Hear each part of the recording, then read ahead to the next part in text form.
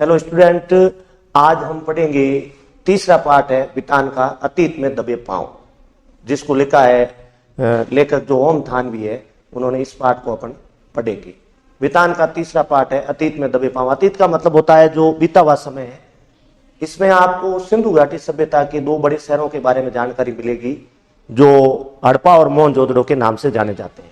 हड़प्पा और मोहनजोदड़ो की सभ्यता किस प्रकार की थी, वे लोग किस प्रकार जीवन यापन करते थे, वहां का जो जीवन है वो किस प्रकार का था, उसके बारे में अपना अध्ययन करेंगे। कक्षा 12 की वितान की जो बुक है उसका तीसरा जो अध्याय, अंतिम अध्याय है बोर्ड का, अतीत में दबे पांव, जिसको लेखक ओम थानवी ने लिखा है, उसके बारे में अपना अध्ययन करेंगे।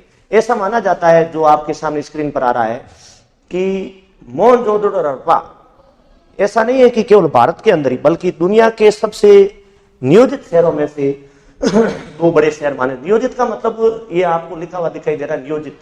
नियोजित का मतलब होता है जो जिनकी सुंदर ढंग से बसावट की गई है, जो बहुत ही बेहतर ढंग से बसाए हुए शहर माने जाते हैं। ये सिंधु घाटी सभ्यता के माने जाते हैं। सिंधु घाटी सभ्यता, देखो दुनिया में कई प्रकार की सभ्यताएं हुई है, जिसमें जो फ्रांस है, मिस्र की है, ईरान की है, यूनान की है, कई बड़ी बड़ी सभ्यताएं हुई है। लेकिन ऐसा माना जाता है कि सिंधु घाटी सभ्यता भी कोई इतनी कम महत्व वाली संस्कृति नहीं है, बल्कि ये एक बहुत बड़ी संस्कृति है। और भारत के अंदर इस संस्कृति के दो बड़े शहरों के नाम दुनिया भर में चर्चित रहे। दो बड़े शहर जिसमें आपके सामने स्क्रीन पर नाम आ रहा है, मोहनजोदड़ो और हड़प्पा। अब देखो, मोहनजोदड़ो और हड़प्पा, यद्यपि ये जो अपन जिस कल्चर की बात कर रहे हैं, ये कल्चर लगभग 5000 वर्ष पहले की बात है।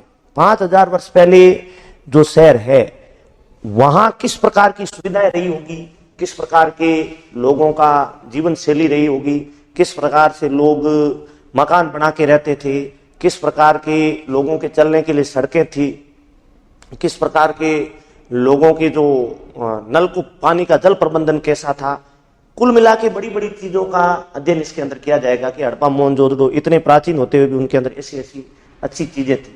क्योंकि 5000 वर्ष पहले आधुनिक विकास हो नहीं रखा था, टेक्निकली जो तकनीकी विकास था वो नहीं के बराबर था।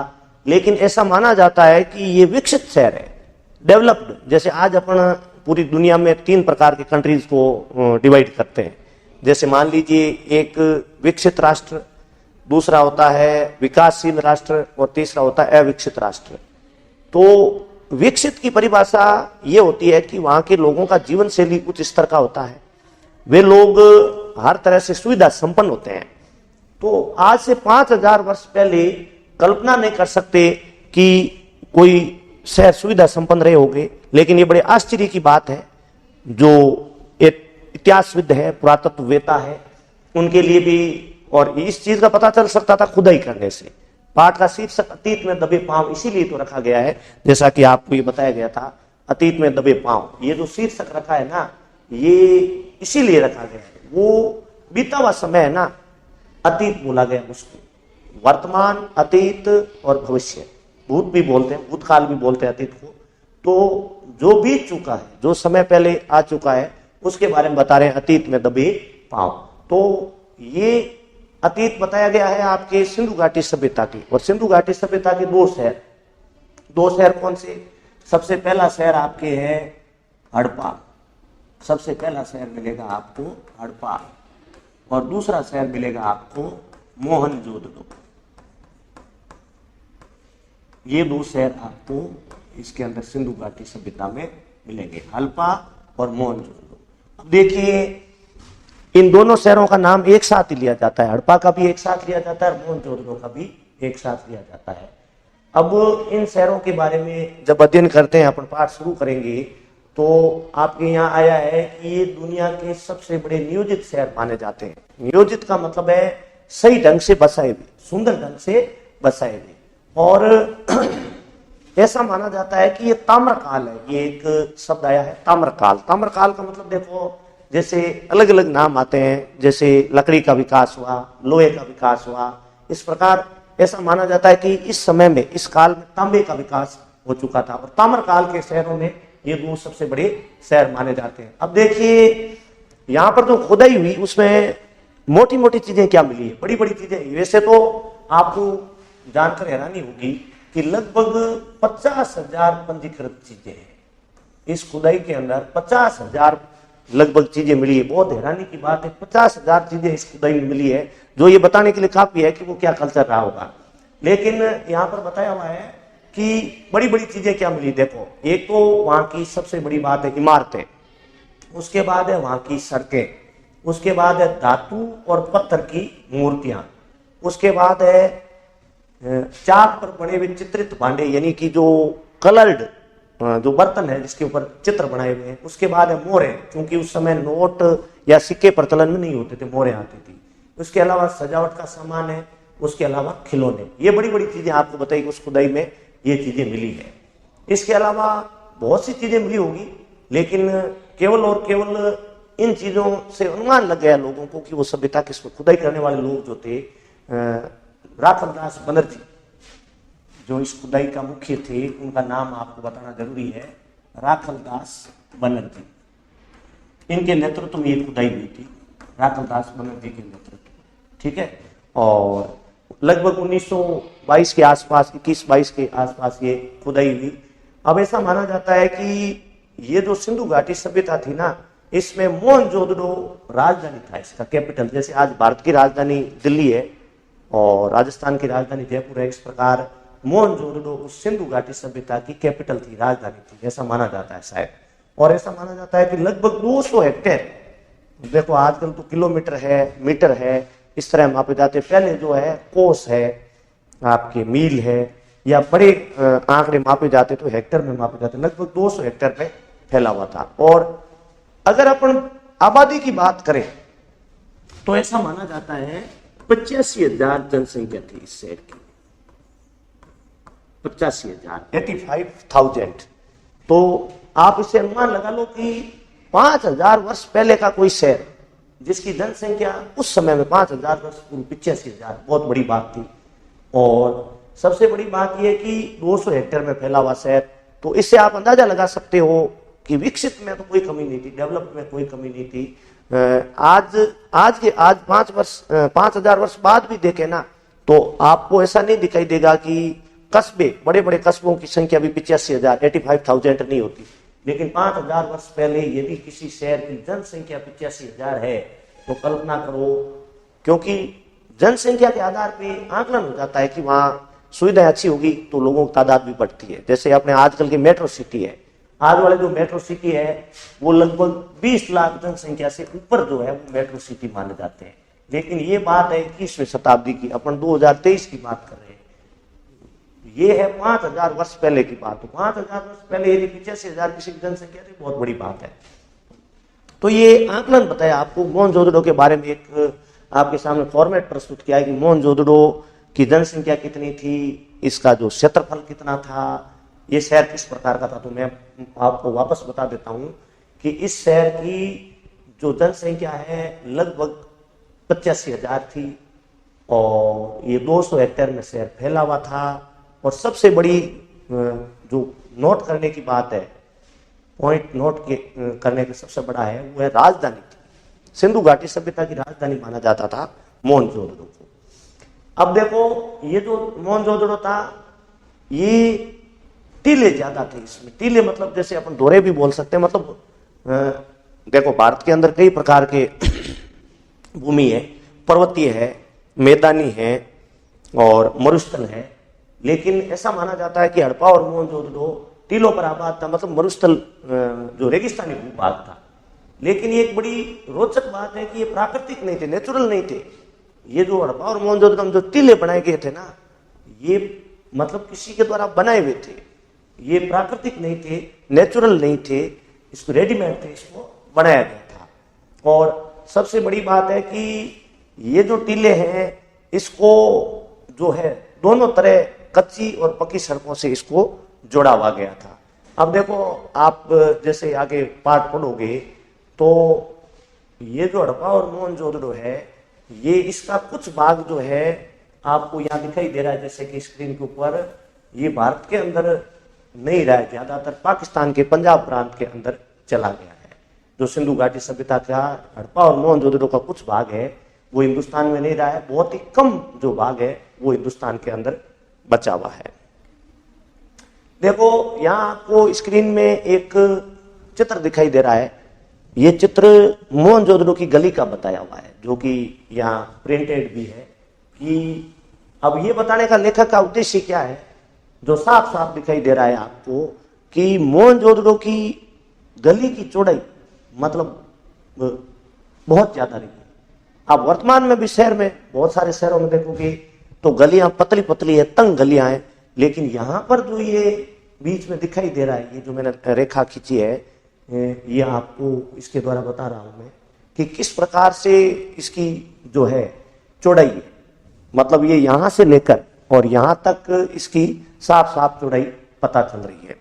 जैसे ही अपन आगे बढ़ते हैं तो आपको मोहनजोदड़ो की गली के बाद इन्होंने नंबर बताया है, ये पूरा देखिए मोहनजोदड़ो की एक सड़क बताई जा रही है। ये चित्र और ये लिख करके कभी आपको ये बताना चाहता, देखो गली की चौड़ाई उतनी नहीं थी, लेकिन सड़क का साफ साफ आपको जो स्क्रीन पर दिखाई दे रहा है कि सड़क की चौड़ाई आप यहां से स्टार्ट होती और ये यहां तक आते ये सड़क की चौड़ाई है, मतलब 33 फीट, बहुत ज्यादा होती। आज भी देखो जो लगभग है 4 लेन होती है और 6 लेन होती है, वो तो यद्यपि बड़ी होती है, लेकिन आज अगर माना जाए तो 24 फीट जो रोड है ना, वो अच्छी खासी भली रोड मानी जाती है। 24 फीट 24 फीट रोड कोई छोटी नहीं मानी जाती, मतलब उसके अंदर 2 वाहन आ सकते हैं, 2 वाहन जा सकते हैं। लेकिन बड़ी हैरानी की बात है कि आज से 5000 वर्ष पहले अगर किसी शहर में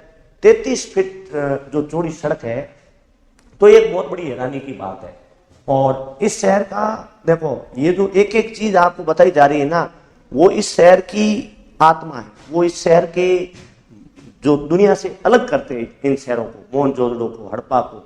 देखो आपको गली बताया, गली की चौड़ाई बहुत ज्यादा थी, उसके बाद सड़क बताई, सड़क की चौड़ाई बहुत ज्यादा थी। जैसे अपन आगे बढ़ते हैं तो आप देखिए कुछ चीजें ये बता रही है, लेखक ने यहाँ बताया कि उस समय बैलगाड़ी का प्रयोग होता था, ये इन चीजों के द्वारा आज भी बैलगाड़ी की गुंजन आप सुन सकते हैं। कुछ तस्वीरें जो उन जगहों पर पड़ी है उससे आप अनुमान लगा सकते हैं। आंगन की टूटी फूटी सीढ़ियां जो नजर आती है उससे आप अनुमान लगा सकते हैं। इसके अलावा जो छत है, यद्यपि छत वगैरह तो कोई इतनी ज्यादा मात्रा में विद्यमान वहां नहीं है, लेकिन महसूस आप कर सकते हो कि कोई छत पे खड़े होकर आप महसूस कर सकते हो कि यहाँ कोई कमरा रहा होगा, यहाँ कोई बड़ा भवन रहा होगा, छोटा भवन रहा होगा। अब जो यहाँ पर पाठ में आगे बढ़ते हैं तो हड़प्पा और मोहनजोदड़ो में एक बौद्ध स्तूप मिला है। बौद्ध स्तूप, बौद्ध धर्म से जुड़े हुए कुछ आकृतियां होती थी, ऊंचे ऊंचे जो चबूतरे बने हुए होते, उन चबूतरों के ऊपर कुछ आकृतियां बनी होती थी जो बौद्ध धर्म से संबंधित होती थी, जिन्हें बौद्ध स्तूप कहा जाता था। आप इतिहास में भी बहुत सारी जगह पे ऐसे इन चीजों के बारे में पढ़ते हो कि बौद्ध स्तूप जो है वो देखने को मिलते हैं, और यहाँ पर भी आपको बौद्ध स्तूप देखने को मिलेगा। लेकिन मोहनजोदड़ो की जो टीले हैं उनकी ऊंचाई भी आपको बताएंगे, वो स्तूप है उनकी ऊंचाई बताएंगे कि ये लगभग 25 फीट ऊंचे थे, बहुत ऊंचे। 25 फीट बहुत होता है, 25 फीट ऊंचाई है टीलों की और उन स्तूपों की, तो बहुत ही बड़ी हैरानी की बात यहाँ पे होती है। जैसे अपन आगे बढ़ते हैं तो एक डाटा दिया हुआ है आपको 1922 का। ये जो हड़प्पा और मोहनजोदड़ो के बारे में पढ़ रहे हैं, ये खुदाई 1922 में हुई, और एक पुरातत्ववेत्ता का नाम दिया जा रहा है आपको राखलदास बनर्जी, जो कि मैं पहले भी आपको वर्णन कर चुका हूं। ये जो पूरी खुदाई है इसकी नब्ज टटोलने वाला व्यक्ति, इसको पूरा वर्चस्व में लाने वाला जो व्यक्ति था उसका नाम था राखलदास बनर्जी। राखलदास बनर्जी के नेतृत्व में 1922 के अंदर इस खुदाई को बेहतर ढंग से किया गया। राखलदास बनर्जी ने 1922-23 के लगभग ये खुदाई की थी। जो अपन पाठ में आगे की ओर बढ़ते हैं तो आपको देखो ये आप जो समय का कैलकुलेशन होता है ना वो ईसा पूर्व से होता है। तो यहाँ ईसा पूर्व के निशान है, मतलब लगभग 5000 वर्ष 500 नहीं 5000 वर्ष पूर्व के संकेत मिलते हैं इन चिन्हों के द्वारा, ये जो वहां पे प्रूफ मिले हैं उसके द्वारा। अब ये जो इस प्रकार का कार्य करता है ना, ये खुदाई वगैरह, वो करता है आपके भारतीय पुरातत्व सर्वेक्षण विभाग, जैसे कि रेलवे डिपार्टमेंट के पास, पानी का जलदाय विभाग के पास होता है, बिजली का इलेक्ट्रिसिटी विभाग के पास होता है। लेकिन ये जो कार्य करता है ना, ये जो खुदाई वाला या पुरानी चीजों के बारे में, ये काम भारत का एक अलग डिपार्टमेंट है, भारतीय पुरातत्व सर्वेक्षण विभाग।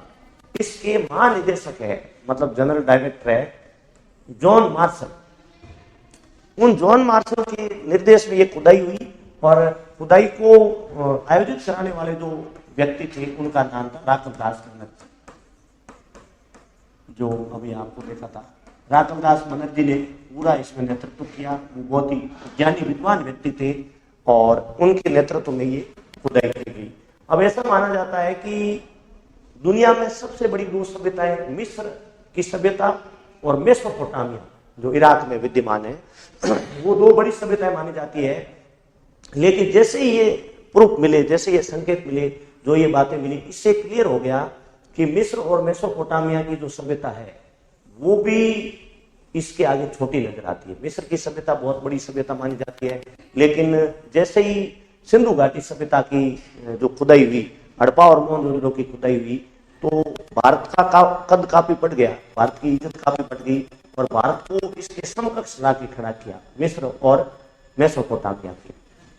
इसके अलावा जैसे अपन पाठ में आगे बढ़ते हैं तो लेखक जो इस पाठ को आपको बता रहे हैं, तो राघवदास बनर्जी वगैरह ने जैसे ही वो खुदाई का काम शुरू किया, तो वो स्टेप टू स्टेप आपको बताना चाहते हैं कि एट फर्स्ट वो सबसे पहले उस स्तूप पे पहुंचे, जैसा कि पाठ में शुरू में ही बताया गया था। पहले तो आपको हड़प्पा मोहनजोदड़ो का जो फॉर्मेट बताया आपको कि वहाँ की जनसंख्या कितनी थी, वहाँ का जो क्षेत्रफल कितना था, राजधानी थी, लेकिन वो अब आपको उस पूरे इलाके की तरफ, जैसे आपको पढ़कर ऐसा लगेगा जैसे हम वास्तव में वहां भ्रमण कर रहे हैं। तो ये सबसे पहले जो इस स्तूप के बारे में कह रहे हैं ना, उस स्तूप पे पहुंचे। अब देखो वहां पर जाकर के आप जो तस्वीर और वर्ग चित्र देखते हो जो उन स्तूपों में या टीलों में, तो आपको ऐसा लगने लगेगा कि मानो ये तस्वीरें कहीं न कहीं, ये वर्ग चित्र कहीं न कहीं आपने उसमें पहले देखा है। अब वहां पे हड़प्पा मोहनजोदड़ो के जो जनसंख्या और क्षेत्रफल के बाद लेखक ने आगे वहां का जो मौसम है उसके बारे में थोड़ा वर्णन आपको बताएंगे, मतलब वर्तमान का। उससे पता चल जाएगा कि क्योंकि मौसम का परिवर्तन तो हजारों सालों में लगभग यथावत ही रहता है। लेखक जिस समय गए ना, वो दोपहर का समय था, जब वो खुदाई का टाइम हो रहा था, वहां को जो सर्वे कर रहे थे वो दोपहर का समय था। और दोपहर के समय आपको पता है कि रेगिस्तानी इलाके में धूप बहुत खड़ी होती है, जैसे राजस्थान में भी हम लोग देखते हैं यदि 12-1 बजे का टाइम हो और अगर आपको मई जून का महीना हो तो धूप बहुत खड़ी होती है। अब वहां पर भी ये इलाका भी राजस्थान से लेखक ने मिलता जुलता बताया। देखो राजस्थान से सिंधु घाटी सभ्यता, हड़प्पा और मोहनजोदड़ो से किस प्रकार समानता है, इस बात का इन्होंने एक बहुत ही सुंदर जो उदाहरण के द्वारा ये बताने का प्रयास किया है कि राजस्थान में भी दोपहर के समय कड़ी धूप होती है और वहां जो सिंधु घाटी सभ्यता वाले शहर थे हड़प्पा और मोहनजोदड़ो, उसके अंदर भी धूप बहुत खड़ी थी। इससे साबित हो गया कि वो इलाका यहाँ क्लियर लेखक ने लिखा है राजस्थान से बहुत मिलता जुलता है। बट एक थोड़ा सा फर्क भी लेखक ने यहाँ बताया आपको। फर्क क्या है कि राजस्थान की जो धूप है वो पारदर्शी है, मतलब उस धूप में आप आर पार देख सकते हो, और जो सिंधु घाटी सभ्यता वाले शहर है उसकी धूप पारदर्शी नहीं, चौंधी आती हुई धूप है, मतलब एक तक आप किसी दृश्य के सामने देख नहीं सकते। सबसे बड़ी बात यह। और राजस्थान में तीखी कितनी धूप पड़े, तेज गर्मी पड़े, लेकिन आपकी आंखें जो है वो चौंधी आएगी नहीं, यानी उसको किसी चीज को आप आराम से उस धूप में देख सकते हो। ये थोड़ा सा आपको फर्क नजर आएगा वहां। देखिए आगे जो एक चित्र दिया जा रहा है आपको साफ साफ, यद्यपि उसके बारे में थोड़ा सा वर्णन पहले हो चुका है, जो मैं आपको बता रहा था मोहनजोदड़ो में स्थित बोध स्तूप, लेकिन चित्र नहीं बताया हुआ था। चित्र में साफ साफ आप देख पा रहे हो। इस चित्र के अंदर, इस चित्र में देखो ये टीले टाइप का है और ऊंचाई लगभग आपको बताई थी 25 फीट है इसकी। ये जो जमीन से इसकी ऊंचाई जो मानी गई है वो 25 फीट मानी गई। ये जो बौद्ध स्तूप है, जो टीले है, उनकी भी ऊंचाई लगभग इतनी है। लेकिन एक बड़ी हैरानी की बात यह है कि राजस्थान में जो टीले होते हैं वो आपके प्राकृतिक होते हैं, मतलब वो बनावटी थोड़ी होती, लोग बनाते थोड़ी उसको, वो नेचुरली प्रकृति के द्वारा बने हुए होते हैं। लेकिन यहाँ जो चाहे भले स्तूप ले लो आप या भले आप टीले ले लो, वो बनाए हुए हैं। सबसे खास ये बात आपको देखने को मिलेगी। अब देखिए कि बहुत बड़ी सबसे बड़ी बात यह है, आप जैसे ही मोहनजोदड़ो और हड़प्पा का अध्ययन करते हो तो एक बहुत बड़ी बात आपको देखने को मिलती है कि सबसे हैरान करने वाली बात मैं आपको नोट करने के लिए आप बता दूं कि हिंदुस्तान में या तो राज सत्ता रहती है और या फिर रहती आपकी धर्म सत्ता। ज्यादातर यही दो शासन रहे हैं, मतलब राजा महाराजाओं द्वारा शासन रहा है या फिर धर्माधिकारियों के द्वारा शासन रहा है। ये सबसे बड़ी बात है। लेकिन इस हड़प्पा मोहनजोदड़ो को जब देखते हैं तो बड़ी हैरानी सी हो जाती है कि यहाँ पर ना तो राज सत्ता का कोई चिन्ह मिला है और ना ही धर्म सत्ता का कोई चिन्ह मिला है। बहुत ही बड़ी हैरानी की बात है। तो एक प्रश्न भी खड़ा होता है कि इसको हैंडल कौन करता था, मतलब इस इतने बड़े शहर 85,000 जो जनसंख्या है उस समय, मतलब इतने बड़े शहर के लोगों को अनुशासन में कौन रखता था, उनको कानून कायदों का पालन कौन कराता था। तो लेखक ने एक बड़ी रोचक बात बताई है कि स्वयं अनुशासन, बहुत ही बड़ी गजब की बात है कि कोई भी शहर, इतना बड़ा शहर और उसकी पूरी जनता बिना किसी राजा महाराजा के, बिना किसी पुलिस के, बिना किसी सेना के, बिना किसी विशेष तंत्र के, मतलब समाज, लेखक ने ये बोला है कि समाज ही उसका ध्यान रखता था। समाज का ही जो सबसे बड़ी बात है वह वर्चस्व था, ना कोई धर्म सत्ता थी ना कोई राज सत्ता थी। अब जैसे अपन आगे बढ़ते हैं, वैसे पहले प्रारंभ में आपने देखा कि उदय में क्या क्या चीजें प्रमुख मिली है, जैसे मोरे बताया, कोठार बताए, लेकिन अब कुछ चीजें और बता रहे लेखक, जैसे प्रशासनिक इमारतें मिली। प्रशासनिक इमारतों का मतलब होता है जहाँ शासन प्रशासन के लोग बैठते हो। इसके अलावा सभा भवन मिले, बड़े बड़े सभा भवन। इसके अलावा ज्ञानशाला मिली है, मतलब जहाँ ज्ञानशाला जैसे आजकल मंदिर मस्जिद वगैरह वैसे, और कोठार मिले। ये शब्द आप लोगों को यदि ज्ञात नहीं हो तो मैं बता सकता हूँ आपको। कोठार शब्द आजकल जो है बच्चों को बहुत कम समझ में आता है, बच्चों को बहुत कम ज्ञान है इसके बारे में, और ना इतना किसानों का अनाज संग्रह करते, कलेक्शन करते नहीं। आजकल किसान जो है आयात निर्यात कर लेते हैं, बट प्राचीन काल में जो किसान लोग होते थे ना, उनके पास खेत भी ज्यादा होते थे और अनाज भी बहुत मात्रा में होता था, बारिश बहुत होती थी। तो वे लोग क्या है कि अपने अनाज का कलेक्शन करने के लिए, अनाज को इकट्ठा करने के लिए वे लोग एक भंडार गृह बनाते थे, मतलब उसके अंदर अनाज को कट्टों में, बोरियों में भर के नहीं, डायरेक्टली। उसका नाम क्या था? कोठार। तो उस खुदाई में कुछ कोठार भी मिले हैं। और सबसे बड़ी बात है उसका वास्तु कौशल। ये जितनी भी चीजें मिली है ना, उसका वास्तु कौशल अद्वितीय था, मतलब अद्भुत था, अनोखा था। पूरी दुनिया में आपको जो बनावट है ना इन चीजों की, जो हड़प्पा मोहनजोदड़ो मिली है, वैसी बनावट आपको दुनिया के किसी कोने में नहीं मिलेगी, क्योंकि वहां का वास्तु कौशल अद्वितीय था। और यद्यपि ये पहले पढ़ चुके हो कि इसका नियोजन जो था ना इस हड़प्पा और मोहनजोदड़ो शहर का, वो दुनिया से बिल्कुल निराला था। इसका नियोजन शानदार था, गजब का था।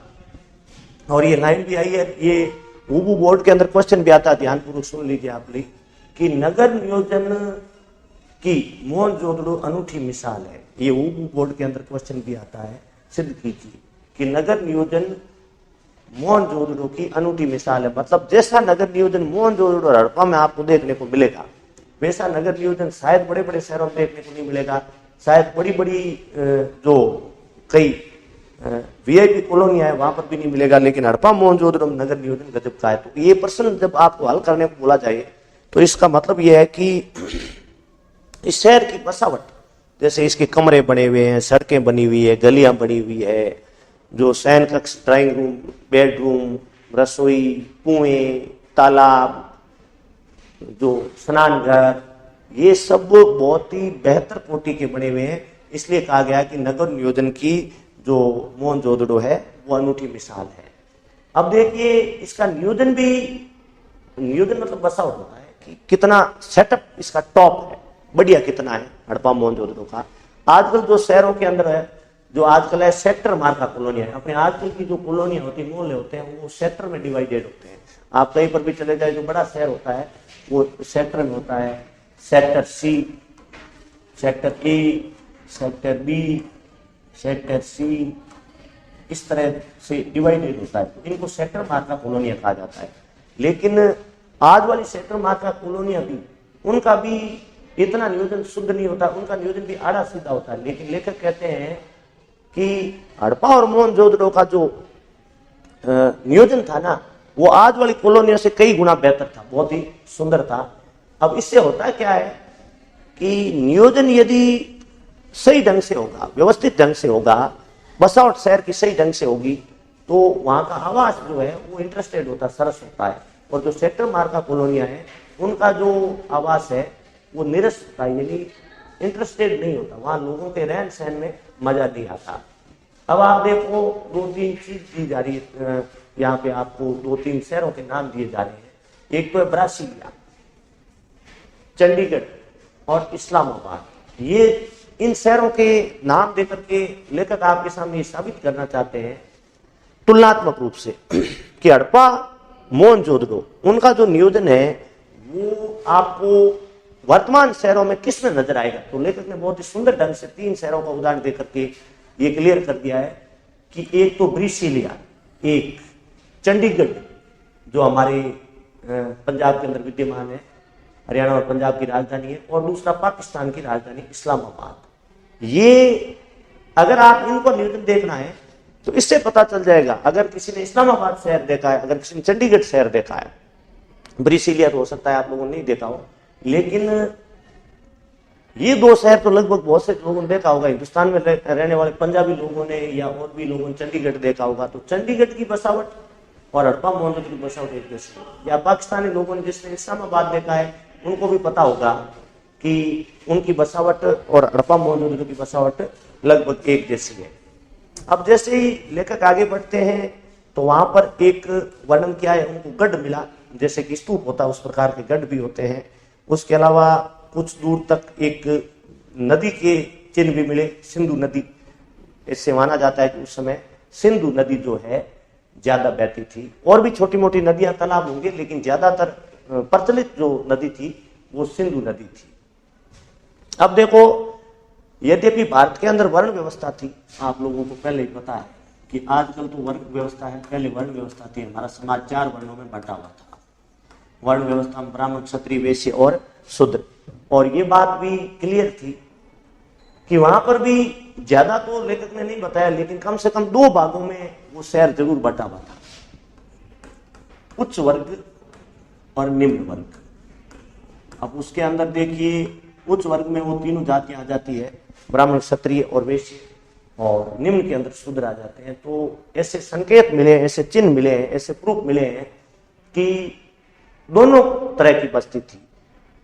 उच्च वर्ग की बस्तियां भी थी और निम्न वर्ग की बस्तियां थी। लेकिन एक बात वहां क्लियर हुई है कि दोनों की बस्तियां अलग अलग थी।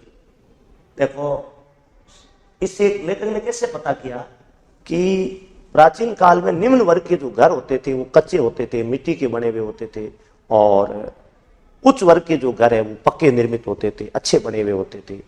तो लेखक ने इन दोनों का ही बताया। लेकिन एक बात लेखक ने नोट करी है कि ये दोनों अलग अलग है। आजकल तो जैसे अपन देखने को मिलता है कि उच्च वर्ग की बस्ती के साथ निम्न वर्ग के लोग रह जाते हैं, या निम्न वर्ग की जहां बस्तियां हैं वहां भी उच्च वर्ग के कुछ घर देखने को मिल जाते हैं। लेकिन यहां पर यदि आप देखोगे तो सबसे बड़ी हैरानी की बात है कि दोनों ही बस्तियां अलग अलग जगह है। निम्न वर्ग की जहां बस्तियां हैं वहां उच्च वर्ग का कोई भी मकान तक नहीं है, और जो उच्च वर्ग का है वहां पर आपको किसी प्रकार की निम्न वर्ग की कोई बस्ती देखने को नहीं मिलेगी। अब ये तो हो गया वहां बस्तियां किस प्रकार की थी। जैसे ही अपन आगे बढ़ते हैं तो इस पाठ का केंद्र बिंदु, या कह लें जो मिड में है, मध्य में है, सेंटर में है, पाठ का केंद्र बिंदु, जिसका नाम है महाकुंड। महाकुंड भी बोला गया है, और उस महाकुंड का एक और नाम दिया है जलकुंड। इस पाठ का एक इंपॉर्टेंट क्वेश्चन और बोर्ड के अंदर आता है कि भाई सिंधु सभ्यता था। हड़प्पा और मोहनजोदड़ो का जल प्रबंधन कैसा था, मतलब वाटर मैनेजमेंट, मतलब पानी का प्रबंध किस प्रकार का था, जल निकासी किस प्रकार की थी। तो मैं आपको बता दूं, इसके लिए यदि आपको इसका उत्तर देना हो तो इसके लिए उदाहरण के रूप में आप जलकुंड या महाकुंड, जिसका दोनों ही नाम सही है, जलकुंड भी बोल सकते हैं, यहाँ पे क्लियर नाम दिया हुआ महाकुंड। तो महाकुंड से ये साफ पता चल जाता है कि वहां का जल प्रबंध कैसा था। अब देखो, महाकुंड के बारे में लेकर आपको पूरा बताएंगे कि ये क्यों बनाया हुआ था, इसकी बनावट कैसी थी, ये कितनी लंबाई थी इसकी, कितनी चौड़ाई थी, इसके आसपास कैसे बना हुआ है, ये ईंटों से बना हुआ है, पक्की ईंटों से है, कच्ची ईंटों से है, इनकी सीढ़ियां कैसी थी, इसकी जल निकासी कैसी थी, इसके पास स्नान घर कैसी थी, कंप्लीटली बताएगा। तो क्वेश्चन यदि आ जाए कि सिंधु घाटी सभ्यता को अपन जल संस्कृति कह सकते हैं, ये क्वेश्चन ये भी आता है पूर्व में। अगर आपको ये प्रश्न पूछ ले कि सिंधु घाटी सभ्यता को हम जल संस्कृति कह सकते हैं, यानी जल प्रबंधन ऊंची कोटि का था, हाई क्वालिटी का था, तो भी कोई अतिशयोक्ति नहीं होगी। क्योंकि आप देखो, राजस्थान या जहां का वर्णन अपन पढ़ रहे हैं, वहां प्राचीन काल में पानी का जो है वो बहुत ज्यादा किल्लत रहती थी। पानी बहुत ही कम मात्रा में जो है लोगों को उपलब्ध, क्योंकि आधुनिक संसाधन थे नहीं। लोग ज्यादातर क्या है कि कुएं जो हाथों से खोदे हुए हैं, बावड़ी है, तालाब है, इनके सारे रहते थे। तो वर्तमान जल संसाधन वो तो वह नहीं करते थे। तो इस महाकुंड के बारे में जैसे लेखक आपको वर्णन करते हुए बताएंगे, तो ऐसा कहा है लेखक ने कि ये करीब 40 फुट लंबाई है। यद्यपि इसका क्वेश्चन सीधा सीधा भी आ जाता है कि महाकुंड क्या है, वर्णन कीजिए, तो भी उत्तर वही है। जल संस्कृति सिंधु घाटी सभ्यता कैसी थी, तो भी उत्तर वही है। और जल प्रबंधन कैसा था, तो भी उत्तर वही है। और आपको इससे बढ़िया उत्तर नहीं मिलेगा कि महाकुंड का उदाहरण देकर आप जल संस्कृति, यद्यपि इसका उत्तर और भी आप तरीके से बता सकते हो कि वहां लगभग 700 की तादाद में कुएं मिले। ये जल प्रबंधन उच्च कोटि का था, ये प्रूफ भी मिलेगा आपको। इसके अलावा स्नानागार जो है बहुत ज्यादा मात्रा में मिले थे, इससे भी पता लग जाएगा। लेकिन ये बेहतर उत्तर है कि महाकुंड से आप इसका उत्तर दे सकते हो। देखो, महाकुंड की लगभग आपके 40 फुट लंबाई थी। ये लंबा जो था ना 40 फुट था, इसकी चौड़ाई जो थी वो 25 फुट थी और गहराई थी वो 7 फुट थी। मतलब 40 बाई 25 इंटू 7, 40 इंटू 25 इंटू 7, मतलब ये इस प्रकार का था। 40 फुट लंबाई, 25 फुट चौड़ाई और 7 फुट इसकी गहराई थी। हम कुंड के बारे में या महाकुंड के बारे में बात करते हैं। अब इस कुंड के उत्तर में और दक्षिण में दोनों तरफ से सीढ़ियां उतरती थी। तीनों तरफ साधुओं के रहने के कक्ष बने हुए थे, 8 इसमें स्नान घर बने हुए थे। और सबसे बड़ी बात यह है कि ये जो आपको चित्र में भी बताया हुआ, देखो ये हेडिंग दिया हुआ यहाँ पर, मोहनजोदड़ो का प्रसिद्ध जल कुंड। देखो चित्र में साफ साफ आपको नजर आ रहा है अपनी स्क्रीन के ऊपर कि देखो सीढ़ियां नजर आ रही है आपको, ये सीढ़ियां हैं, एक सीढ़ियां नंबर 1, और उसके अलावा और भी आपको सीढ़ियां नजर आएगी, एक यहाँ नजर आती है। और यद्यपि साफ नहीं है चित्र, लेकिन काफी हद तक इससे पता चल जाता है कि भाई पानी का बेहतर प्रबंधन या किस प्रकार से था। और ये जो आपको जलकुंड के अंदर नालियां हैं वो ईंटों से ढकी हुई, वो भी साफ साफ नजर आती है। और सबसे बड़ी बात है कि पक्की ईंटें, मतलब हैरानी की बात यह है कि आज से 5000 वर्ष पहले पक्की ईंटों से अगर कोई चीज बनी हुई है तो ये बहुत ही गजब की बात है, बहुत ही हैरानी की बात है।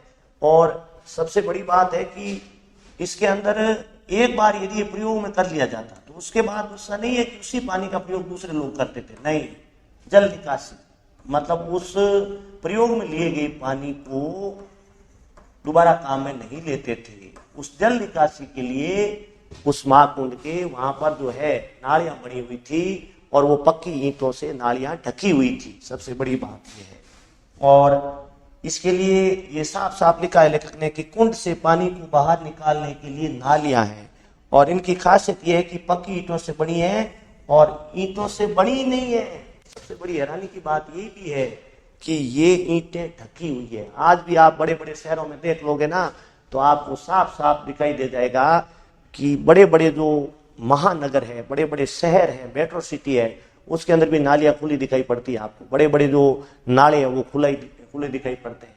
अब यहाँ पे एक चित्र भी दिया जा रहा है आपको क्लियरली, उसके ऊपर लिखा हुआ जल निकासी का उन्नत प्रबंध जो सिंधु घाटी की अनूठी विशेषता है। ये आपको साफ साफ यहाँ से शुरू होता है। देखो ये जो नाली है यहाँ से जल जो है निकल के यहाँ पे जाता था, सबसे बड़ी बात। और ये जो मिली है ना नालियां, यहाँ पे जो नालियां है ये ढकी हुई मिली, ये सबसे बड़ी बात हैरान करने वाली, ढकी हुई नालियां मिली है। अब देखिए, अब वो जो ईंटें काम में ली जाती, दो प्रकार की ईंटें काम में ली जाती थी। एक तो दूसर ईंटें, मतलब धूल से भरी हुई ईंटें, और एक पक्की ईंटें। ज्यादातर इन्होंने पक्की ईंटों का ही वर्णन किया है और कच्ची ईंटों का कम ही दिया है। अब महाकुंड का वर्णन हो चुका है। यदि महाकुंड वाला यदि रिपीट करना हो तो आपको शॉर्टली में फटाफट से बता देता हूँ कि महाकुंड आपके 40 इंटू 25 इंटू 7, 40 फीट लंबा, 25 फीट चौड़ा, 7 फीट उसकी गहराई थी। पक्की ईंटों से बना हुआ था, दोनों तरफ सीढ़ियां बनी हुई थी। उसके अंदर महाकुंड के अंदर जो है उतरने और उससे बाहर निकलने के लिए, और उसकी पानी निकासी के लिए अभी अभी आपको बताया था कि पक्की ईंटों से नालियां बनी हुई थी, वो ढकी हुई थी, दोनों तरफ साधुओं के कक्ष बने हुए थे, दोनों तरफ 8-8 स्नान घर बने हुए थे। ये महाकुंड का वर्णन है। अब इसके बाद आगे अपन पाठ में पढ़ेंगे कि महाकुंड जैसे ही देखा उसके बाद ये चले गए कोठार। कोठार जैसा मैंने आपको बताया धान का संग्रह करने के लिए बने हुए थे, और महाकुंड के बाद ये अगला जो इन्होंने चीज देखी, जो दृश्य देखा, वो कोठार थे, अर्थात जिसमें धान डाला जाता था। ऐसा माना जाता है कि शायद ये कुछ लोगों का तर्क ये है कि ये किसानों के बनाए हुए हैं, लेकिन इतने बड़े बड़े कोठार मिले हैं तो लगभग ये बात समझ में आ जाती है कि शायद ये कर के रूप में एकत्रित अनाज जो प्राचीन काल में लगान ली जाती थी, जो राजा महाराजा कर लेते थे, वो रुपए पैसों के रूप में कम होता था, अनाज के रूप में ज्यादा होता था। किसानों से अनाज लिया जाता था, तो शायद ऐसा माना जाता है कि कर के रूप में जो अनाज लिया जाता था वो यहाँ जमा किया जाता था। जैसे पहले भी आपको बता चुके हैं कि बैलगाड़ियों का तो लगभग आपको वर्णन हो ही चुका है कि बैलगाड़ियां तो यहाँ पर मिली थी। बैलगाड़ियों के चिन्ह तो आपको पाठ के प्रारंभ में ही बता दिया गया है। अब देखिए, एक चीज लेखक आपको बताएंगे कि सिंधु घाटी सभ्यता के समय जो खेती उन्नत थी, उसका व्यापार भी उन्नत था, और उसका अन्न उत्पादन कम करते थे। वो लोग आयात ज्यादा करते थे, मंगाते ज्यादा थे। इसमें एक बात साबित हुई है, पशुपालक सभ्यता थी, मतलब लोग जो है पशु भी बहुत तादाद में रखते थे। उस समय जब सिंधु घाटी सभ्यता का वर्णन है तो लोहा नहीं था, लेकिन दो चीजें बहुत ज्यादा मात्रा में थी। यद्यपि ताम्रकाल का शहर है, ये चीज पहले ही पता चल चुकी है, ताम्रकाल का मतलब तांबा ज्यादा था। इसके अलावा पत्थर का आविष्कार उस समय हो चुका था, लेकिन बहुत ही बड़ी बात यह है कि इस सिंधु घाटी सभ्यता के दौरान लोहे का कोई भी प्रूफ नहीं मिला है, कोई प्रमाण नहीं मिला है। इसका मतलब लोहा नहीं था, लेकिन पत्थर के प्रत्यक्ष प्रमाण मिले हैं। इसके अलावा तांबे के भी प्रत्यक्ष प्रमाण मिले, और तांबे की बहुतायत थी। तांबे की मात्रा ज्यादा होने के कारण इसको ताम्रकाल का शहर माना जाता है। और अब आप देखो, जैसे अपन आगे बढ़ते हैं ना, तो एक लेखक ने यहाँ पर बताया है कि मिस्र और सुमेर, जैसे कि वर्णन पहले भी हुआ, मिस्र की सभ्यता बहुत उन्नत सभ्यता मानी जाती है। तो मिस्र और सुमेर की सभ्यता की तरह लकड़ी के उपकरण यहाँ भी काम में लिए गए थे। मतलब जो उपकरण बनाए गए थे ना, वो लोहा तो चूंकि था ही नहीं, और तांबा था, लेकिन तांबे के नहीं बने हुए लकड़ी के उपकरण बनाए हुए काम में लिए जाते थे। अब जैसे फसल की अपन बात करते हैं तो वहां फसल कौन कौन सी होती थी, देखो तो ऐसा मानते हैं कि कपास बहुतायत में होता था, गेहूं होता था, जौ की पैदावार होती थी, सरसों की पैदावार होती थी, चने की भी उपज होती थी। तो ये ज्यादा मात्रा में आपके लिया जाता था कि कपास, गेहूं, जौ, सरसों और चना। जैसे अपन आगे आते हैं तो कुछ फसलें जो है यहाँ पर थोड़ी मात्रा में ज्वार भी, बाजरा भी और रागी की फसल होती थी। जैसे अपन फल के बारे में बात करते हैं तो प्रूफ मिला है कि खजूर, खरबूजे और अंगूर, ये 3 फलों का यहाँ पर प्रमाण मिला है कि खजूर का उत्पादन होता था, खरबूजे का उत्पादन होता था, अंगूर का उत्पादन होता था, और झाड़ियों से बेर के भी प्रमाण मिले। इसके अलावा यह माना गया कपास की भी खेती होती थी, क्योंकि ऐसा माना गया है कि सूती कपड़ा वहां पे मिला है। देखो कपास का प्रत्यक्ष प्रमाण तो वहां नहीं मिला, लेखक कह रहे हैं, लेकिन सूती कपड़े के प्रमाण मिले हैं। तो सूती कपड़ा जो है वो मिला है तो डेफिनेटली सूत का जो निर्माण कपास से होता है, मतलब 101% कपास की खेती वहां रही होगी। अब आप देखो जैसे अपन आगे बढ़ते हैं तो यहाँ कताई और बुनाई भी होती थी कपड़े की, मतलब कपड़े जो है वो सूत वगैरह को काटते भी थे, बुनाई भी होती थी, और ऐसा नहीं है कि रंगाई नहीं होती थी, रंगाई भी वहां कपड़े की होती थी। वहां पे ऊन के भी प्रमाण मिले हैं। ऊन को लिनन नाम से जाना गया है, जो ऊन उस समय मिली ना वो लिनन नाम से जाने गए हैं।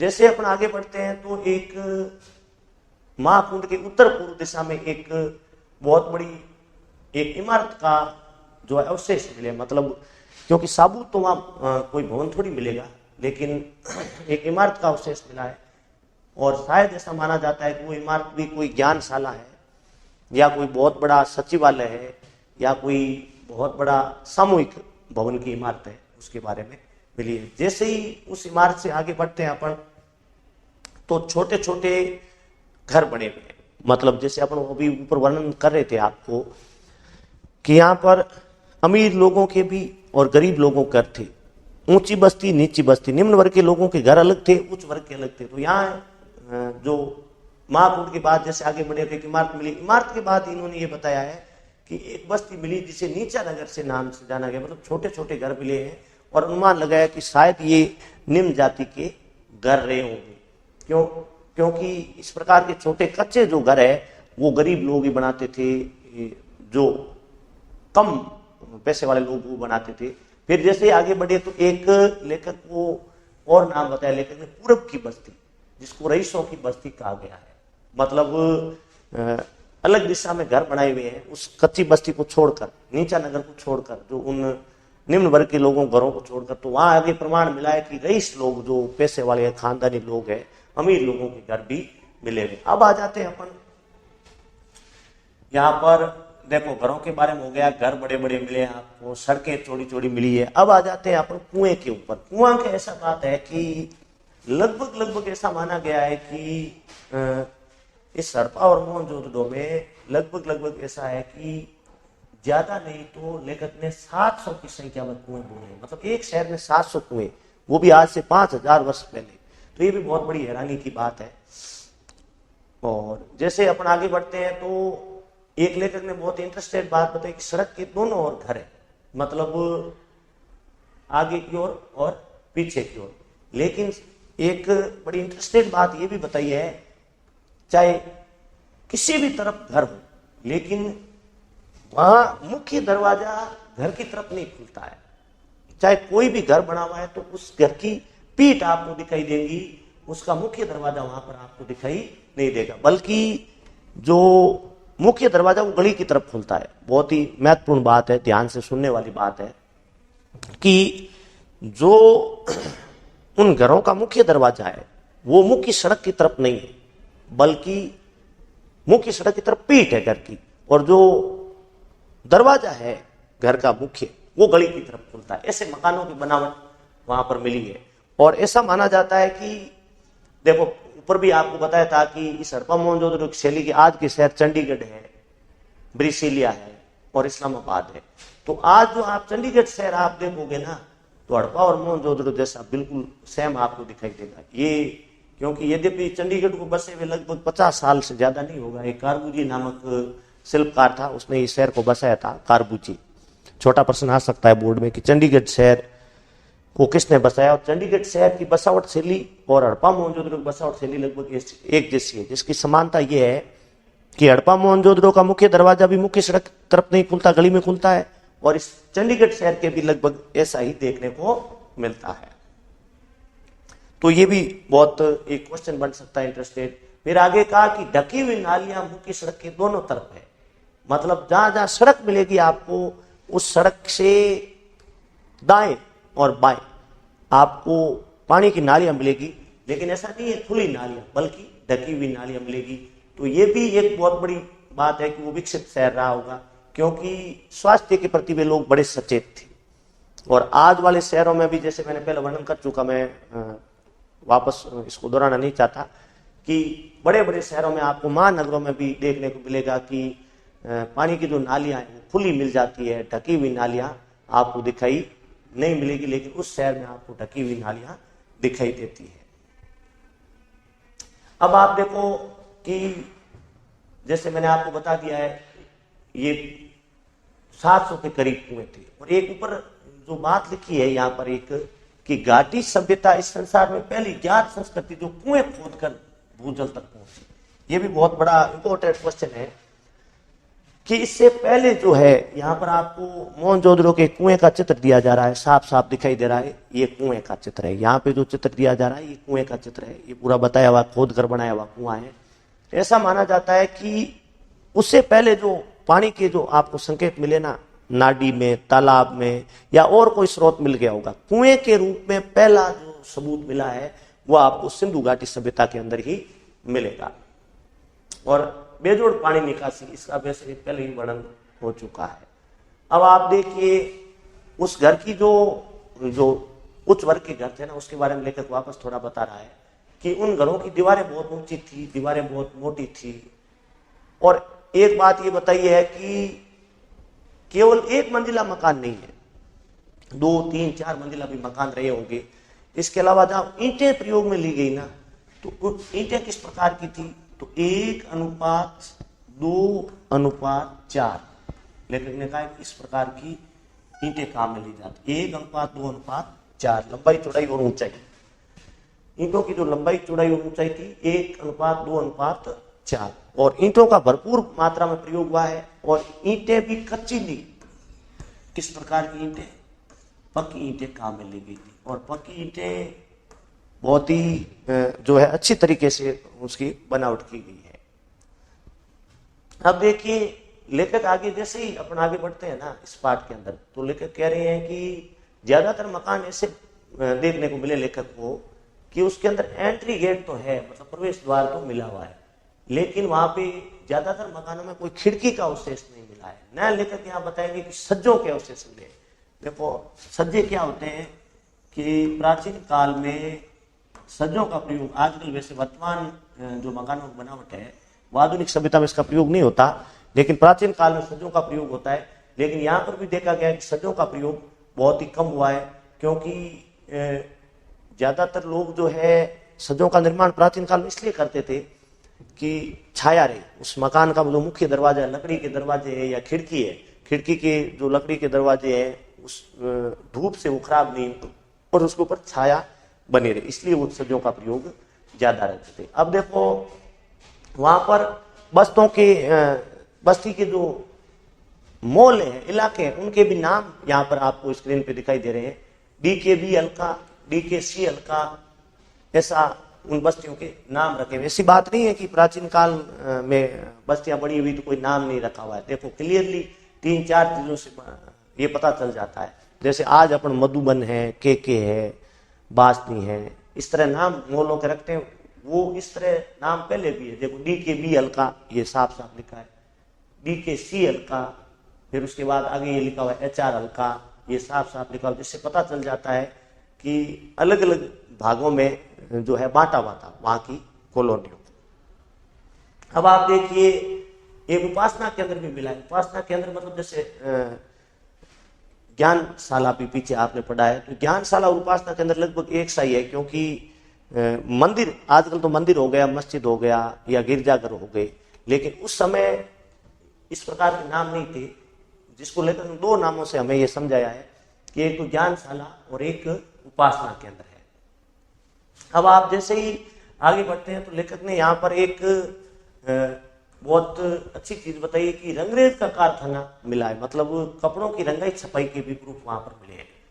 अगर अंग्रेज का कारखाना, रंगनों का कोई रंगाई पुताई का कारखाना मिलता है, मतलब लोग जो है सीधे साधे कपड़े नहीं पहनते थे, बल्कि रंगाई पुताई का भी क्रेज उस समय देखने को मिलता है।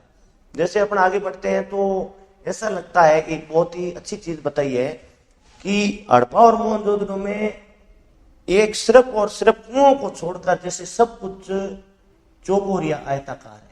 मतलब आप हड़प्पा और मोहनजोदड़ो की सारी चीजें गोलाकार कोई है ही नहीं। देखो अब चाहे भले ही वो नगर की योजना हो चाहे वो भले बस्तियां हो, चाहे घर हो, चाहे कुंड हो, बड़ी इमारतें हो, चाहे मोरे हो, चौपड़ का खेल हो, गोटियां हो, चाहे तोलने की बाट हो, ये सारे के सारे चौकोर है, मतलब चार कोनों वाले। चौकोर का मतलब होता है चार कोनों वाले, या इसको अपन आयताकार भी बोल सकते हैं। सिर्फ और सिर्फ एक कुएं हैं जो आपको उस सभ्यता में गोलाकार मिलेंगे, मतलब जिसकी आकृति है गोल है, बाकी सारे चौकोर मिले हुए हैं। अब देखो, जैसे ही अपन आगे बढ़ते हैं इस पाठ के अंदर, तो एक लेखक ने यह भी बहुत रोचक बात बताई है कि वहां पर नृत्य का, गायन का भी काफी क्रेज था, क्योंकि एक नर्तकी की मूर्ति मिली है, जो ये बात बताने के लिए काफी है कि उस समय के लोग मनोरंजन में काफी कुछ इंटरेस्टेड थे, लोग मनोरंजन भी काफी कुछ करते थे, और नाचने गाने का भी क्रेज काफी मात्रा में ज्यादा था। तो उस मूर्ति से ये भी बात साफ हो जाती है कि वे लोग मनोरंजन में बहुत ज्यादा रुचि रखते थे। मनोरंजन के भी बहुत सारे साधन यहाँ पर आपको देखने को मिलेंगे। अब आप जैसे आगे बढ़ते हैं तो वहां पे, वैसे यहाँ पे ये चीज आई है कि सज्जों के निशान नहीं, ये मैं पहले ही आपको बता चुका हूं।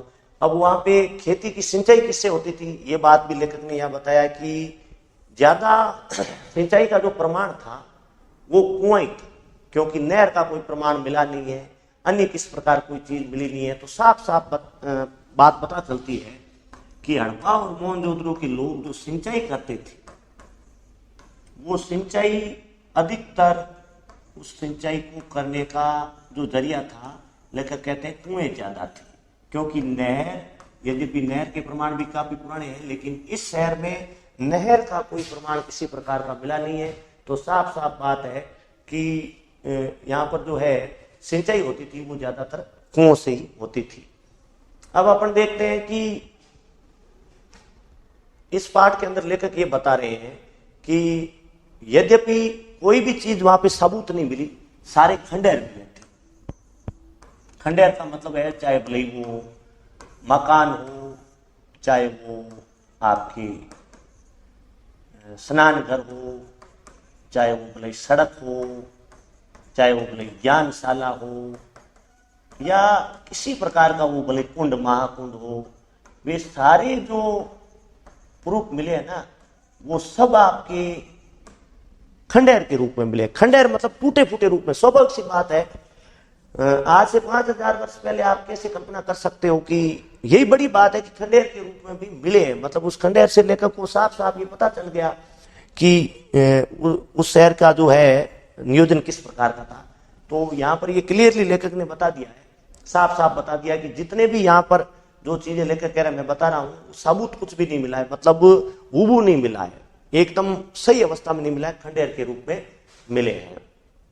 यद्यपि खंडहर के रूप में मिलना भी एक बहुत बड़ी बात थी, लेकिन यहाँ पर एक चीज लेखक को ये कह रहे हैं, बहुत ही बढ़िया बात कह रहे हैं कि ये जो सभ्यता है वो आपको दुनिया के, इस पूरे पैराग्राफ के अंदर लेखक ये बताना चाहते हैं कि ये सभ्यता जो है वो पूरी आपको दुनिया की अन्य सभ्यताओं से अलग सोचने को मजबूर करती है, पूरी दुनिया से अलग है ये सभ्यता। क्यों? क्योंकि कुछ चीजें यहाँ पर लेखक कह रहे हैं कि जो आप पूरी दुनिया में जितनी भी प्रकार की सभ्यताएं हुई, किसी सभ्यता में उसके अवशेष नहीं मिले, उसके प्रमाण नहीं मिले, सबूत नहीं मिले, जो केवल और केवल हड़प्पा और मोहनजोदड़ो में मिले। यद्यपि दुनिया की दूसरी सभ्यता नहीं, हिंदुस्तान के अंदर भी छोटी मोटी कितनी सभ्यताएं हुई, उसकी खुदाई हुई हो या उसके इतिहास के बारे में आप पढ़ते हो, तो कुछ चीजें ऐसी है जो केवल हड़प्पा और मोहनजोदड़ो में मिलती है, बाकी कहीं पर आपको देखने को नहीं मिलती है।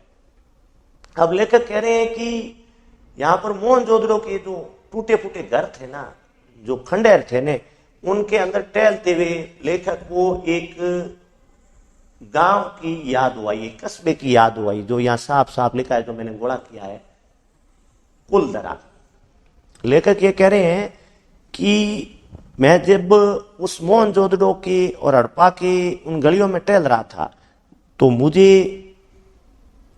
एक ऐसी फीलिंग्स आई, एक ऐसा महसूस हुआ जैसे मैं कुलधरा में टहल रहा हूं। यद्यपि कुलधरा और हड़प्पा मोहनजोदड़ो में थोड़ा सा बहुत गैप है, लेकिन कुलधरा का यद्यपि नाम आ गया तो मैं आपको बताता चलूं कि ये जैसलमेर शहर का एक कस्बा था।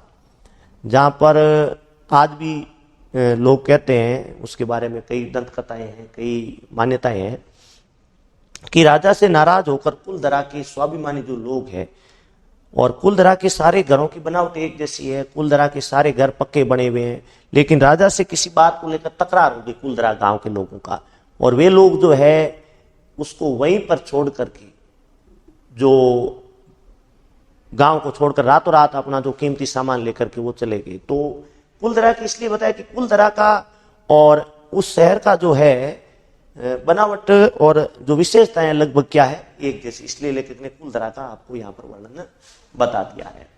अब देखिए, जैसे अपन पाठ आगे की ओर बढ़ते हैं तो लेखक कहते हैं कि वहां पर कुछ बैलगाड़ी के निशान बताए गए, जो लेखक पहले ही मैं बता चुका हूं आपको। इसके अलावा जो है, जो बैलगाड़ी में टायर किस प्रकार के काम में लिए जाते हैं ये भी बताएं। तो ऐसा लगता है कि जिस प्रकार हवाई जहाज के पहिए होते हैं वैसे पहियों के वहां पर संकेत मिले हैं, और कह रहे हैं कि जो शादी ब्याह वगैरह होते थे उसके अंदर ऊंट गाड़ी और बैलगाड़ी का प्रयोग करते थे, ये भी यहाँ पर लेखक ने साफ साफ लिखा है। एक चित्र आपको यहाँ पर दिया जा रहा है। इस चित्र से ये साफ साफ झलक रहा है कि ये कोई आभूषण है, ये किसी प्रकार का औरतों के पहनने का आभूषण है। तो इस आभूषण से ये भी बात पता चल जाती है कि वहां उस समय की औरतें सज धज कर रहने की शौकीन थी। औरतें आभूषणों का प्रयोग बहुत ज्यादा प्रयोग में करती थी। अपन पाठ शुरू कर रहे थे उस टाइम भी कुछ चीजें ये बताई थी कि उस हड़प्पा मोहनजोदड़ो की खुदाई के अंदर क्या क्या चीजें मिली थी। अब यहाँ लेकर आपको कुछ चीजें और बता रहे थे। जैसे काला पड़ गया गेहूं उस खुदाई में मिला है, तांबे और कांसे के बर्तन मिले हैं, मोहरें मिली है, वाद्य यंत्र मिले हैं, चाक पर बने हुए मिट्टी के बर्तन मिले हैं। इसके अलावा आपके काले भूरे चित्र मिले हैं, चौपड़ की गोटियां मिली है, दिए मिले हैं, दिए दीपक जो तेल में जलाए जाते घी में, कुछ माप तोल के पत्थर मिले हैं, क्योंकि लोहा तो था नहीं। एक बात यहाँ पे नोट करने की है कि माप तोल के जो पत्थर है वो यहाँ पे आपको पत्थर के मिले होंगे, लोहे के नहीं, क्योंकि लोहा का आविष्कार उस समय हुआ ही नहीं था। इसके अलावा जो आईना मिला है वो तांबे का मिला है, एक मिट्टी की बैलगाड़ी मिली है, 2 पाटन वाली चक्की मिली है, एक कंगी मिला है प्रमाण के रूप में, मिट्टी का कंगन मिला है, रंग बिरंगे पत्थरों के मन के वाले हार मिले हैं। इसके अलावा पत्थर के औजार मिले हैं। देखो, औजार लोहे का यहाँ पर कोई नहीं मिला है। यहाँ पर ये जो चित्र दिया हुआ ये बैलगाड़ी का है, आपको साफ साफ दिख रहा है, ये जो है बैलगाड़ी, ठीक है, ये बैलगाड़ी का चित्र है। और कोई भी चीज हो, चाहे उपकरण हो, चाहे औजार हो, या कोई बैलगाड़ी बनी हुई हो, लोहे का कहीं पर कोई चिन्ह नहीं मिला है। या तो लकड़ी मिली है, तांबा मिला है, कांसा मिला है, पत्थर मिला है, लेकिन लोहे का कहीं पर किसी प्रकार का नाम देखने को नहीं मिलता है। यहाँ पर जैसे अपन पाठ आगे बढ़ाते हैं तो ऐसा माना जाता है कि सिंधु सभ्यता जो है वो ताकत से नहीं चलती थी। सिंधु घाटी सभ्यता किसी राजा के द्वारा नहीं चलाई जाती थी, बल्कि वो समाज के द्वारा और अपनी जो जनता थी वो स्वयं अपने अनुशासन के द्वारा उसको चलाते थे। यद्यपि इसका वर्णन मैं पहले कर चुका हूं कि भाई इस इतने बड़े शहर को आखिर चलाता कौन था, कोई राजा नहीं था, कोई साधु बड़ा पंडित नहीं था। तो ये बात यहाँ पर लेखक ने साफ साफ लिखी है कि इसको समाज ही चलाता था, और समाज के लोगों का स्वयं का अनुशासन है वही इस शहर को चलाता था।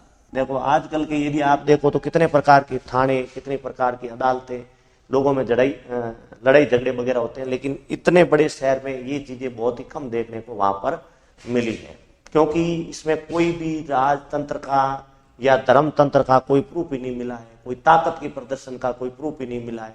क्योंकि अगर ऐसा होता तो देखो कि वहां पे बड़े बड़े महल मिलते, अगर राजा का कोई शासन हुआ होता, धर्म का शासन, बड़े बड़े उपासना स्थल मिलता, बड़ी बड़ी मूर्तियां मिलती, पिरामिड मिलते, लेकिन हड़प्पा मोहनजोदड़ो में ना तो कोई बड़े महल मिले हैं, ना कोई उपासना स्थल मिला है, ना मूर्तियां मिली है, ना पिरामिड मिले हैं, ना भव्य राजप्रासाद मिले हैं, ना मंदिर मिला है कोई बड़ा, ना राजा महंतों की कोई समाधियां मिली है।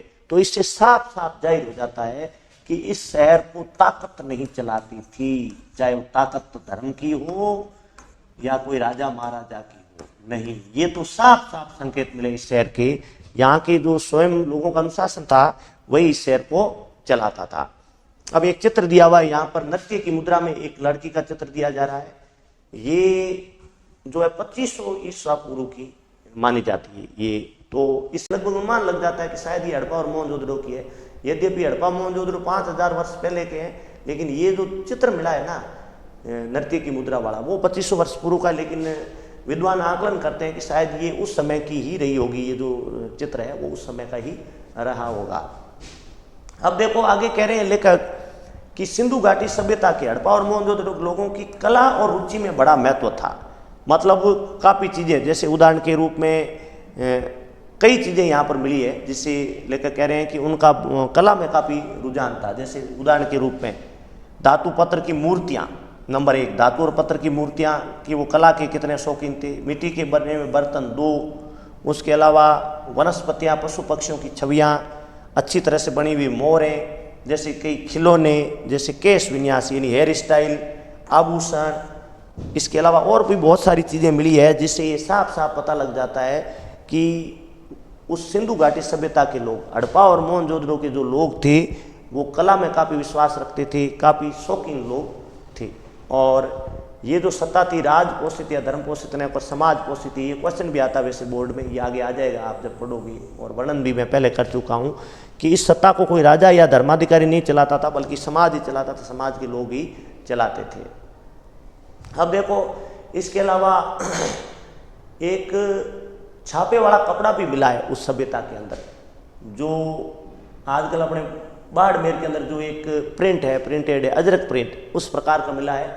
और ऐसा कपड़ा वहाँ पर भी आपको देखने को मिला इस खुदाई के अंदर। अब देखो लेखक कह रहे हैं कि ये बहुत सारी जानकारी आपको यहाँ पर बताएगी, लेकिन हो सकता है कि इस खुदाई को थोड़ा लंबा जारी रखते तो हो सकता है और भी कई सबूत मिल जाते, और भी कई खुदाई में चीज़ें मिलती, लेकिन इस खुदाई को बाद में बंद कर दिया गया। ये भी प्रश्न आता है कई बार बोर्ड में कि हड़प्पा मोहनजोदड़ो की खुदाई को बंद क्यों किया गया, तो जिसका पहला कारण था दलदल की समस्या। ये प्रश्न अगर आ जाता है तो आप ध्यानपूर्वक इसका उत्तर सुन लीजिए कि एक तो वहाँ दलदल की समस्या पैदा हो गई थी, और दूसरा रेलवे लाइन, जिस जगह पर वो खुदाई हो रही थी वहाँ पर रेलवे लाइन का प्रयोग हो गया, रेलवे लाइन बिछा दी गई, तो आगे खुदाई करना मुश्किल हो जाता है।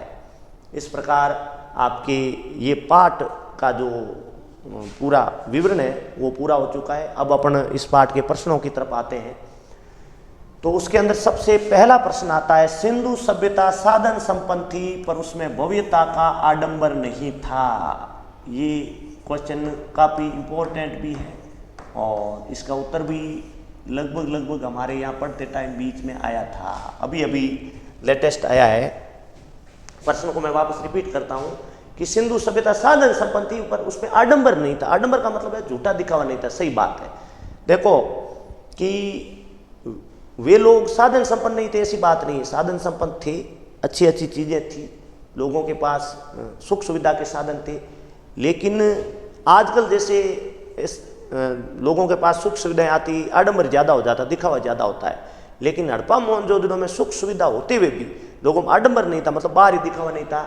इसके बहुत सारे प्रमाण यहाँ पर आपको दिए हुए हैं। देखो चाहे भले मूर्तियाँ हुई हो, वो भी बहुत अच्छी तरीके से थी, खिलौने हुए हो, मिट्टी के बर्तन है, नाव मिली है, वो मतलब लोगों के जीवन स्तर को बताती है कि वो आडंबर नाम का चीज़ उनके अंदर नहीं थी। क्वेश्चन नंबर 2 है कि सिंधु सभ्यता की खूबी उसका सौंदर्य बोध है जो राज पोषित और धर्म पोषित न होकर समाज पोषित था, ऐसा क्यों कहा गया है। इसका भी उत्तर पूरा साफ साफ आपको मैंने पहले बताया है कि सिंधु घाटी सभ्यता ना तो थी राज पोषित, ये साफ लिखा हुआ है देखो, और ना थी धर्म पोषित बल्कि समाज पोषित थी। मतलब उस शहर को, उस सभ्यता को चलाता कौन था? ना कोई राजा चलाता था, ना कोई धर्म का पंडा चलाता था, ना कोई धर्माधिकारी चलाता था, ना साधु चलाता था, ना संत चलाता था, बल्कि समाज पोषित यानी उसको समाज चलाता था। अब इसके लिए पाठ के अंदर अपने को देखो, क्योंकि अगर कोई राजा चला रहा होता, कोई धर्म का अधिकारी चला रहा होता तो बड़े बड़े महल मिलते, बड़ी बड़ी मूर्तियाँ मिलती, राजा की समाधियाँ मिलती, या और बहुत सी चीज़ें हैं जैसे मुकुट मिलते, या बड़ी बड़ी पत्थरों के बने हुए जो है कई और चीज़ें मिलती, क्योंकि लोहा तो नहीं था लेकिन पत्थर तो था ही। अगर राजा महाराजा का इस प्रकार होता शासन या पंडितों का शासन होता तो बहुत सी चीजें मिल जाती। प्रश्न नंबर 3, पुरातत्व के किन चिन्हों के आधार पर आप ये कह सकते हैं सिंधु सभ्यता ताकत से शासित होने की अपेक्षा समझ से अनुशासित थी? मतलब देखो कि यहाँ पर किन बातों से ये पता चलता है कि ताकत से नहीं चला था ये शासन, बल्कि अनुशासन से चला था। तो इसके अंदर आपको उन शहर की बसावट से पता चल जाएगा, उस शहर की वास्तुकला से पता चल जाएगा, स्वच्छता से पता चल जाएगा, और वहाँ का जो जिस प्रकार से लोगों का रहने का रंग ढंग था उसे पता चल जाएगा कि उस शहर की जो बसावट है वो साफ साफ ये बता रही, नियोजन साफ साफ ये बता रहा है कि कोई ताकत नहीं थी उनके ऊपर, कोई ताकत से उनको नहीं रोक रहा था, कोई ताकत से उनके काम नहीं करा रहा था, बल्कि लोग खुद ही अनुशासन प्रिय थे, लोग खुद के अपने विवेक से ही अच्छा काम करते थे, उनके ऊपर दबाव किसी प्रकार का नहीं थी। ये इस प्रश्न का उत्तर है। फिर अगला है कि यह सच है कि यहाँ किसी आंगन की टूटी फूटी सीढ़ी आप कहीं नहीं ले जाती, वे आकाश की तरफ अधूरी रह जाती, लेकिन इस अधूरे पायदान खड़े होकर अनुभव किया जा सकता है कि आपकी दुनिया की छत पर है, वहाँ से आप इतिहास पढ़ें, उसके पास जाए। इस कथन से पीछे लेखक का क्या आशय है? मतलब लेखक ये कह रहे हैं कि भाई यद्यपि हड़प्पा मोहनजोदड़ो में कोई खास क्लियर चीज़ें नहीं मिली है, कोई बड़ी बड़ी चीज़ें नहीं मिली है जिससे साफ आंकलन किया जा सके कि हाँ ये यहाँ पर यही चीज़ थी, लेकिन वो टूटी फूटी सीढ़ियाँ, वो खंडहर, वो मकान, वो बिखरी हुई चीज़ें ये बताने को काफ़ी है कि ये सभ्यता उच्च कोटि की थी, अच्छी थी, भव्य थी। ये उत्तर है इसका। अब अगला क्वेश्चन है, टूटे फूटे खंडहर सभ्यता और संस्कृति इतिहास के साथ धड़कती जिंदगियों के अनछुए समय का दस्तावेज होते, इस कथन का भाव स्पष्ट कीजिए। मतलब लेखक कह रहे हैं कि 3 चीजें बताई, एक तो टूटे फूटे मकान, एक उस समय की सभ्यता और उस संस्कृति। ये जो है केवल उस समय को ही नहीं बताते, बल्कि वहाँ के धड़कती जिंदगियों का भी अवशेष। धड़कती जिंदगी मतलब लोगों का जीवन, मतलब सजीव लोग किस प्रकार के थे, लोगों की जीवन शैली बता देते हैं ये लोग। क्या क्या चीज, चाहे भले खंडहर टूटे फूटे हैं, उस समय की सभ्यता है, उस समय की संस्कृति है। ये धड़कती जिंदगियों का मतलब होता है कि जो वहाँ के लोग रहे हैं, जो जनता रही है, पब्लिक रही है, उसके बारे में बताने के लिए ये काफ़ी है।